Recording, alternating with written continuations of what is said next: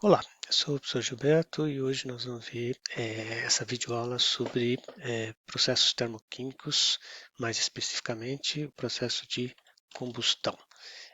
Nós vamos descrever a fenomenologia, depois vamos ver uma estequiometria da combustão para saber a relação ar-combustível, vamos fazer o cálculo de ar teórico e a composição, vamos analisar a composição de gases de combustão e deixar um exercício para resolução para vocês para a próxima aula. Bom, aqui a gente vê nessa figura aqui os principais processos de conversão energética de biomassa. Então, por exemplo, vocês já viram comigo e com a Juliana a digestão anaeróbia, produzindo biogás, vocês viram com o Reinaldo a fermentação alcoólica, produzindo etanol. Agora a gente vai ver esses blocos que são os processos termoquímicos, que seriam combustão, oxidação completa, gasificação, oxidação parcial e pirólise, que seria simplesmente a degradação térmica, produzindo diversos combustíveis, essas duas aqui.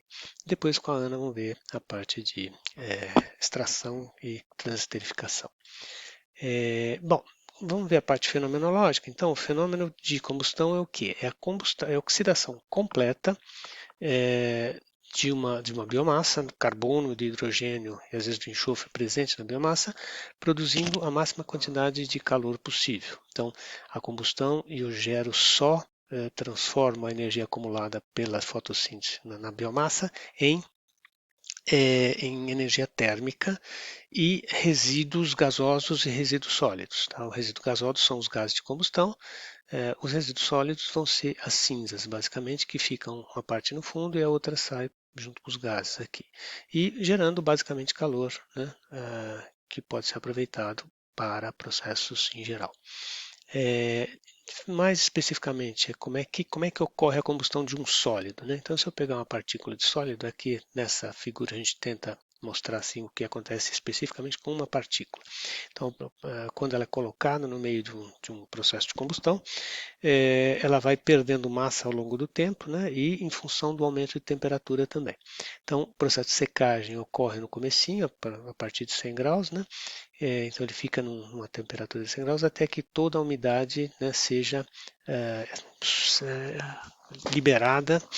E aí, então, a partir disso, ela começa a se aquecer, essa partícula chega a 250, 300 graus, ela já começa a emitir voláteis. Esses voláteis vão começar a entrar em ignição, entrando em contato com outros gases, né, ou com outro material que esteja no leito de combustão. E depois existe a combustão desses voláteis. Então, aqui nessa chama, por exemplo, vocês veem, quer dizer, esses são os voláteis emitidos pelo sólido que fazem as labaredas aqui, as chamas, né?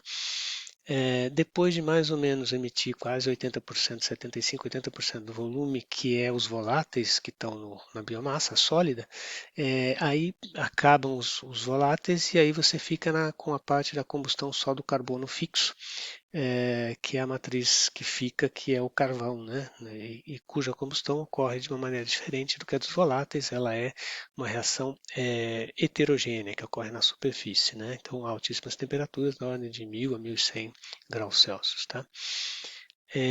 Bom, além disso, os gases de combustão então gerados, né, vão ser, se a oxidação é completa, se eu tenho uma combustão estequiométrica, né, a quantidade de oxigênio é exatamente a que precisa, eu vou gerar CO2, H2O, nitrogênio que entra e sai da mesma forma, né, seria inerte na combustão, e se tiver enxofre eu vou formar SO2. Não deveria se formar nitrogênio, óxido de nitrogênio, né, mas conforme a temperatura isso pode ocorrer. Se eu tenho ar em excesso, eu vou formar esses gases de combustão e mais oxigênio, que vai entrar, e nitrogênio a mais, né, porque tem ar mais do que precisa. E no caso da oxidação incompleta, eu vou ter esses gases aqui, mas não, parte do CO2, né, do carbono, não vai se converter completamente, vai sair na forma de CO. Parte do hidrogênio não vai conseguir formar água, vai sair na forma de H2 e vou ter hidrocarbonetos também que é o que a gente usa, por exemplo, nos processos de gasificação, né? Uma combustão incompleta, com falta de oxigênio.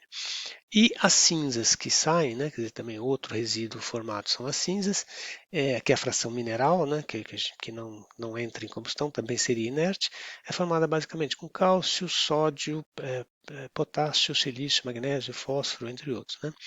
E por que é importante você saber a composição disso aqui? Porque, tecnicamente, se elas ficam na grelha, né, pode ficar no fundo da grelha, e conforme a temperatura que você atinja nessa região, você pode haver uma fusão dessas cinzas e criar, sinterizar, que a gente chama, né? Então, e isso bloqueia a passagem de ar, enfim, né, você perde a grelha quando isso ocorre. Então, é importante conhecer as cinzas e a composição de cinzas da sua biomassa. Bom, além disso, você tem que, para dimensionar um sistema de combustão, você tem que conhecer as características da tua biomassa. Então, precisa análise elementar, basicamente, para saber a quantidade de carbono, hidrogênio, oxigênio, e enxofre, basicamente, que interessa. E tem que também saber a análise imediata, que é aquela que te dá a fração de umidade, fração de voláteis e fração de carbono fixo e cinzas, porque é uma parte importante também. Além disso, você precisa saber o poder calorífico para saber além de geometria, densidade, enfim, tem outros aspectos também que são importantes para se dimensionar um sistema de combustão. Nós vamos ver hoje agora a parte de estequiometria, que é calcular a quantidade de ar necessária para haver a combustão completa. Tá? Então, nós vamos dar um exemplo aqui, que é a partir da análise elementar, né, de um combustível, uma biomassa, a gente vai usar a hipótese, né, quer dizer, carbono para a gente vai ser 1 kmol de carbono, vai ter 12 kg, 1 kmol de oxigênio elementar vai pesar 16 kg e 1 kmol de hidrogênio vai pesar 1 kg. Então, nós vamos fazer a análise a partir de 1 kg de eucalipto, que a gente conhece a análise elementar dele, em base seca, que ele diz que tem 49% de carbono, 6% de hidrogênio, 44% de oxigênio em massa e 1% de cinzas. Tá? As cinzas a gente não, como ela não vai entrar na combustão, nós não vamos desprezá-la aqui. Então, 1 kg de lenha dessa biomassa de eucalipto vai ter 490 gramas ou 0,49 kg de carbono, 0,06 kg de hidrogênio e 0,44 kg de oxigênio. Tá? Vamos transformar isso para base molar, então eu pego os 0,49 kg, divido por 12, porque 1 kmol de carbono pesa 12 kg, faço a mesma coisa para o hidrogênio e a mesma coisa para o oxigênio. E aí eu vou obter os coeficientes, quantidade de quilomoles que eu tenho em 1 kg de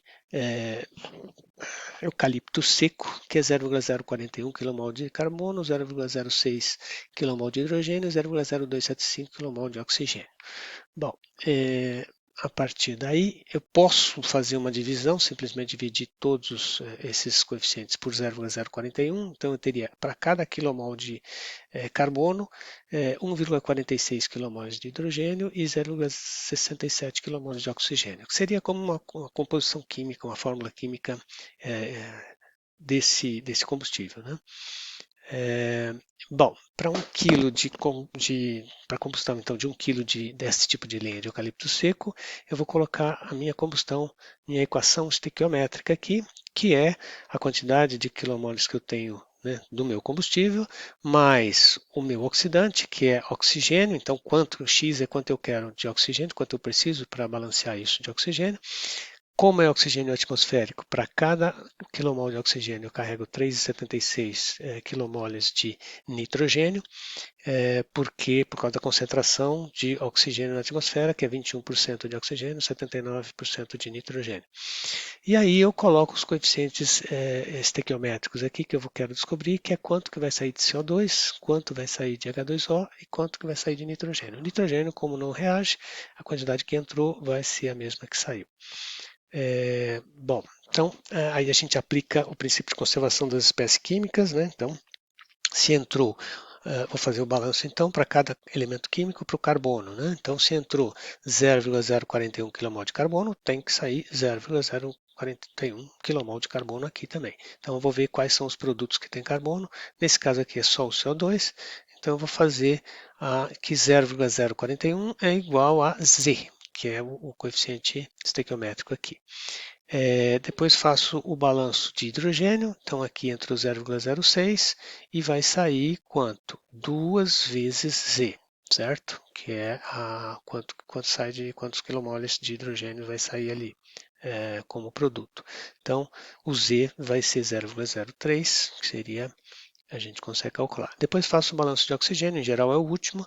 Por quê? Porque eu tenho 0,0275 de oxigênio entrando com o combustível, mais 2x entrando com o ar, e vai sair 2y com o CO2 e mais z com a água. Então, coloco essa equação, resolvendo, porque eu já tinha os outros coeficientes, eu acho que o x é esse valor, 0,04225 kmols de oxigênio que eu preciso para oxidar completamente a 1 kg de eucalipto.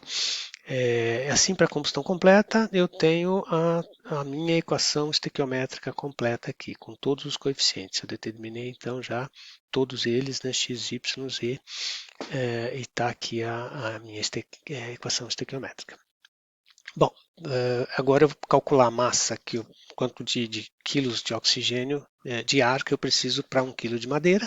Basicamente eu pego os coeficientes estequiométricos, o x vezes o peso molecular de óxido do O2, né, mais 3,76, que é a quantidade de quilomoles que eu preciso de nitrogênio. Preciso não, mas que vem junto, né, vezes o peso molecular do nitrogênio, que vai dar, então, 5,8 quilos de ar por quilo de eucalipto seco. Bom, a gente chama de lambda é o fator de ar teórico, relação de ar teórico, que é a massa de ar real que eu tenho na minha combustão, dividido pela massa de ar estequiométrico. Então, se eu tiver excesso de ar, que é 1 menos lambda, eu vou ter mais oxigênio do que eu preciso. Se eu tiver lambda menor do que 1, eu tenho falta de ar na minha combustão incompleta. Em geral, para combustão em grelha, em grandes pedaços, né, eu preciso de 30% de excesso de ar ou 130% de ar teórico, e para queima em suspensão com partículas menores, 20% de excesso de ar. Basicamente aqui eu tenho, por exemplo, né, quer dizer, então para diferentes biomassas, qual é a quantidade de ar que eu preciso. São muito próximas, por volta de 5 e pouco, exceto a casca de arroz, porque ela tem muita cinza. Tá? Isso tudo está em base seca, né, para 1 kg de matéria-prima seca. Se eu quero para base de trabalho, então se eu estou com 50% de umidade, então eu tenho que subtrair, né, multiplicar o valor que eu tenho aqui por 50%, que é o que sobra, o que não é a umidade do meu combustível. Né? Bom, aqui se a gente for analisar conforme essa daqui seria a combustão estequiométrica, com 100% de excesso de ar, então não teria oxigênio nos gases de escape e teria 21% de CO2 nos gases de escape. À medida que eu aumento o excesso de ar, então 200% de ar de ar teórico, ou seja, 100% de excesso de ar, eu vou baixando as concentrações, né, aumentando a de CO2 e baixando aumentando a de O2 e baixando a de CO2. Tá? Bom, no nosso exemplo, a combustão estequiométrica deu, então, aquela equação que a gente tinha já colocado, né? E aí eu quero saber qual a porcentagem de CO2 nos gases. É só eu pegar essa quantidade aqui, 0,041, que tem de CO2, e dividir pela quantidade de gases secos, que é só a quantidade de nitrogênio e mais a de CO2, porque para fazer a análise de concentração de gases, você despreza a umidade. Né? Daria 20,5% aqui no nosso caso. À medida que se reduz o ar teórico, você vai formando CO e não CO2, né? E à medida que aumenta o excesso de ar, eu vou tendo mais oxigênio nos gases de escape, que é mais ou menos o que está mostrado nessa figura aqui. Então, a concentração do CO, quando eu tenho abaixo do ar teórico, é maior, ela cai até zero, depois às vezes aumenta um pouquinho. E a temperatura também de combustão é máxima quando eu tenho a combustão estequiométrica. Depois ela cai e aqui ela não queima tudo, e aqui porque tenho diluição com o nitrogênio. Isso aqui seria uma curva mais real, né? Isso aqui é uma curva teórica. E aqui fica então um exercício para vocês fazerem, determinar a massa de ar estequiométrica para queimar 1 kg de uma biomassa com 25% de umidade em base seca. Então preste atenção nisso, você tem que transformar, saber quanto que é a tua quantidade de massa seca de biomassa para fazer aquela análise igual nós fizemos no